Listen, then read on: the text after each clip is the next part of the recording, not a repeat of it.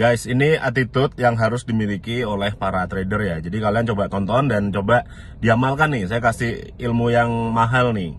Yang pertama gini, kalau kita mulai trading ya, jadi kalian tuh harus paham tujuannya mau apa dulu. Dari skala besar dulu nih.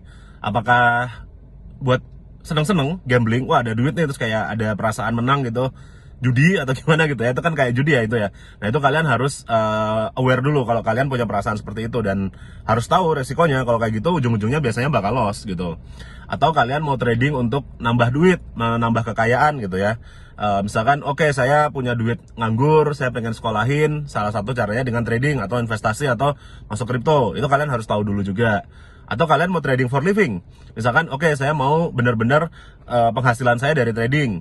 Atau kalaupun nggak for living ya for nambah duit lah ya. Jadi kayak oke, penghasilan saya misalkan 10 juta sebulan, dengan trading harapannya jadi tambahan ada 3-4 juta sebulan misalkan kayak gitu. Nah itu kalian harus aware dulu tuh. Itu karena strateginya beda-beda semuanya.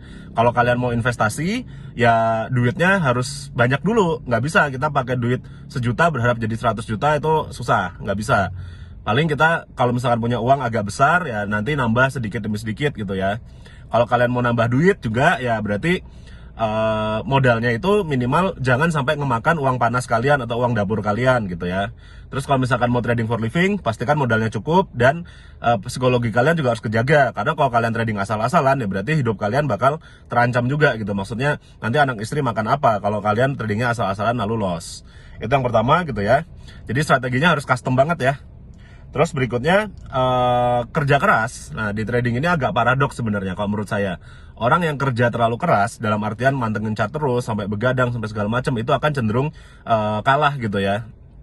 Tapi orang yang santai aja, yang nunggu momen yang tepat gitu, terus tradingnya oke, terus ditinggal tidur malah biasanya malah cuannya gede. Nah ini dalam hal ini, dalam trading kerja keras itu maksudnya kalian harus belajar yang fokus, yang rajin. Terus yang namanya trading itu sebenarnya menurut saya sangat-sangat data driven ya. Jadi kalau kalian pakai satu metode atau satu indikator itu nggak bisa asal dipakai. Kalian harus tahu dulu datanya. Misalnya nih, saya orang yang trading suka pakai Elliott Wave. Kalian harus tahu keberhasilannya berapa persen. Itu harus dicoba, harus backtest istilahnya ya. Jangan malas untuk nyari data keberhasilannya berapa persen. Lalu udah tahu keberhasilannya berapa persen, kalian masukin resikonya sesuai dengan kapasitasnya. Jadi kalau misalkan keberhasilannya 70%, itu bagus banget sih 70% ya. Ya kalian masuk misalkan 1% sampai 2% resiko per trade misalkan kayak gitu ya. Nah itu nanti kalian bisa tahu nih dalam sebulan atau dalam setahun ada ekspektasinya. Jadi dihitungnya benar-benar kayak bisnis. Kira-kira setahun atau sebulan ada proyeksinya kayak gimana. Dan jangan percaya sama yang bisa misalkan 90%, 85%. Menurut saya sebenarnya 60% aja udah world class banget ya. Terus kalau misalkan ada yang bilang bisa trading risk reward rasionya sampai 1:10, itu hati-hati. Karena trading kayak gitu tuh namanya kita nyari home run ya, itu sangat-sangat jarang terjadi. Jadi kalau misalkan bilang 1:10 pasti win rate-nya itu sangat kecil. Jadi kalian harus tahu itu. Oke ya, dalam trading, jadi kerja kerasnya itu untuk mengatur resiko dan belajar ilmu dan mencari data yang tepat gitu. Terus kalau misalkan udah punya metode sama sistem trading yang komplit tadi, disiplin buat ngejalaninnya. Itu salah satu dari bagian hard worknya, disiplin. Jadi jangan ngerasa, oh saya udah belajar teknik ini nih, menurut data tekniknya berhasil selama jangka panjang gitu. Tapi baru seminggu kok loss terus ganti teknik lagi. Jangan kayak gitu.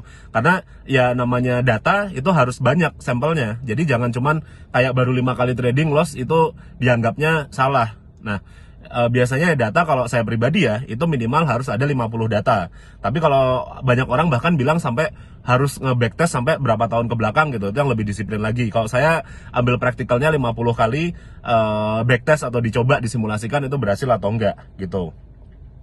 Terus sebagai trader itu harus paham yang namanya apa itu loss, apa itu likuidasi atau margin call, apa itu loss terus, apa itu tidak profitable. Itu semua beda. Kalau loss doang itu bagian dari permainan lah ibaratnya. Jadi ya wajar pasti ada kalah gitu ya. Lalu ada likuidasi atau margin call, itu biasanya duitnya hilang semua. Berarti kalau misalkan kayak gitu ada yang salah dari pengaturan resiko kita atau pengaturan posisi kita. Lalu loss terus, ya loss terus juga sebenarnya bisa jadi lagi apes aja, sama tidak profitable. Nah, ini yang jadi masalah kebanyakan orang tuh di sini. Ada orang yang trading loss terus, misalkan 5 kali berturut-turut loss, tapi begitu trading ke 6, 7, 8 itu ke cover semua lossnya. Nah, kalau tidak profitable, mungkin dia dari 10 kali trading 9 kali menang misalkan, tapi pas ke 10-nya lossnya hilang semua. Nah, itu semua harus paham kalian cara mengaturnya gimana. Jadi kita coba untuk main long term gitu ya. Jadi gimana caranya modal kita, misalkan saya punya modal $1.000. Nah, itu gimana caranya sebulan harus nambah atau minimal nggak loss gitu dulu, dan setahun nanti bisa nambah jadi berkembang biak gitu ya. Sorry, bukan berkembang biak, maksudnya bertambah duitnya gitu ya, dan nggak loss. Oke?